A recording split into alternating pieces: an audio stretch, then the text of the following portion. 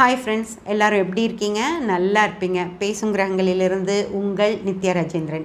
ஒரு தொழில் மேலே கான்சன்ட்ரேஷன் வைக்கணும். நீங்கள் எங்கே கொடுத்தீங்க, எங்கே வாங்குனீங்க, என்ன வாங்குனீங்க, அதோட லாபம் என்ன, அக்கௌண்ட்ஸ் என்ன பண்ணணும், யாரை வேலைக்கு வைக்கணும், அதுலேருந்து பணத்தை வெளியே எடுக்கலாமா வேண்டாமா, லாபம் என்ன, லாபத்தை தான் வெளியே எடுக்கிறோமா, அவ்வளோ விஷயங்களையும் 24 மணி நேரம் விரல் நுனியில் வச்சுருக்கணும். யோசனைகள்லாம் அவ்வளோ பர்ஃபெக்டாக இருக்கணும். அப்போ உங்களுக்கு பணம் வரும். அதே மாதிரி ஒரு வேலைக்கு போகிறீங்க அப்படின்னா அந்த வேலையில் உங்களை முந்தி யாரும் போயிடுறாங்களான்னு பார்த்துக்கணும். உங்களுக்கு கீழே தான் எல்லாரும் இருக்கணும் அப்படின்னா உங்களுக்கு கீழே தான் எல்லாரும் இருக்கணும். அவங்க எந்த இடத்துலையும் பர்ஃபார்மன்ஸ் பண்ணி உங்களை விட மேலே போக நீங்கள் விட்டுறக்கூடாது. அப்போ தான் உங்களுக்கு ப்ரமோஷன் கிடைக்கும். ஓகேங்களா? அந்த மாதிரி எல்லா இடத்துலையும் கில்லி மாதிரி இருக்கணுமோ தவிர நான் என் வேலையெல்லாம் கரெக்டாக தான் செஞ்சுட்டேன், எனக்கு அது வந்து சேரணும் அப்படின்னா அது சேருமான்னு தெரியாது. ஏன்னா உங்களை விட பெரிய ஆட்கள், உங்களை விட நல்லா ஒர்க் பண்ணுறவங்க, நல்லா ஸ்மார்ட்டாக இருக்கிறவங்க முன்னாடி போயிடுவாங்க. அப்போது அவங்க முன்னாடி போகக்கூடாதுன்னா நீங்கள் ஸ்மார்ட்டாக ஒர்க் பண்ணணும். பின்னாடி வர்றவங்களெல்லாம் பின்னுக்கு தள்ளிட்டு முன்னாடி போகிற ஒரு இதாக இருக்கணும்.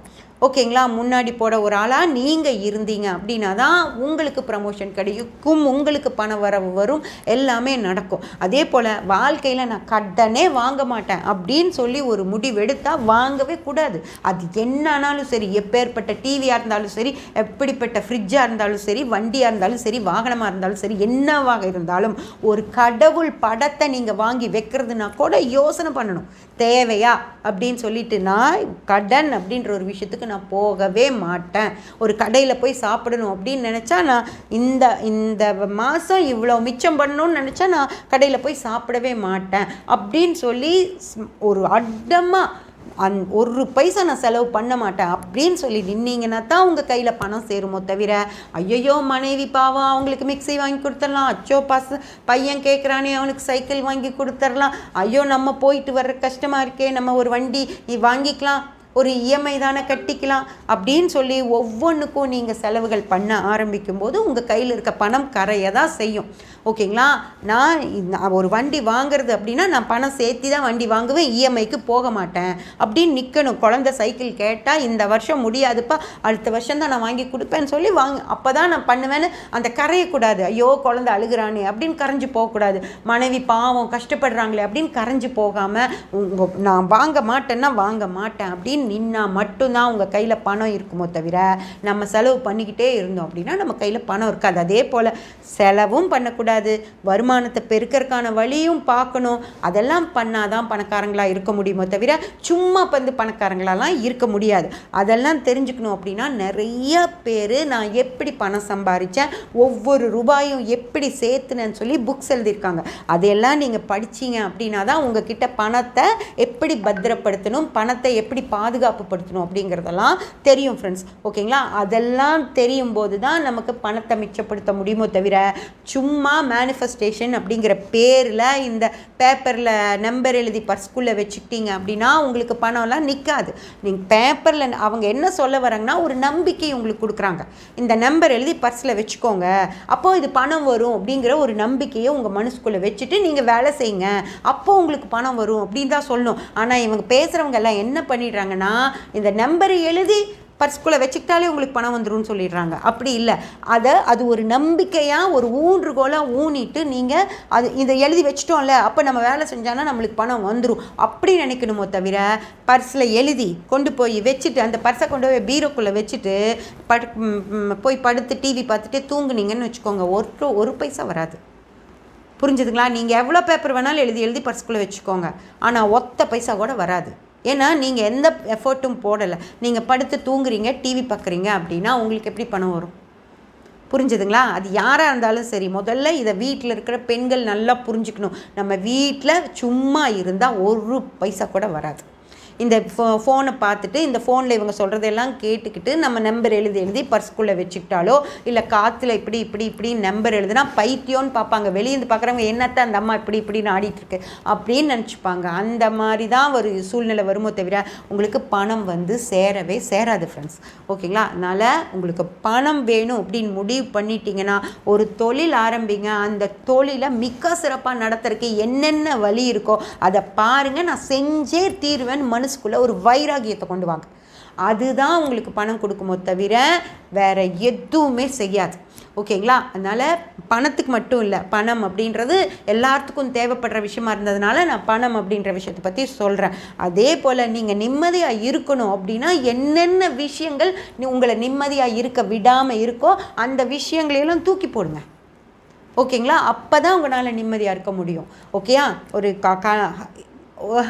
இதை கண்டிப்பாக சொல்லணும். ஒரு பொண்ணு என் கூட இதில் ஜாதகம் பார்த்துட்டு ஒரே ஒரு விஷயம் சொன்னாங்க. அம்மா, எங்கள் அம்மாவுக்கு உடம்பு முடியல, என் கூட நாங்கள் 2 பொண்ணுங்க தான் வீட்டில், பசங்க இல்லை, ஸோ நாங்கள் தான் யாரோ ஒருத்தர் பார்த்துக்கணும். ஆனால் என் தங்கச்சி பார்த்துக்க முடியாதுன்னு சொல்லிட்டா, நான் தான் எங்கள் அம்மாவை பார்க்கணும். நீ உங்கள் அம்மாவுக்கு நம்ம வீட்டில் இருந்தாங்கன்னா நான் இந்த வீட்டில் இருக்க மாட்டேன்னு என் கணவர் சொன்னார்.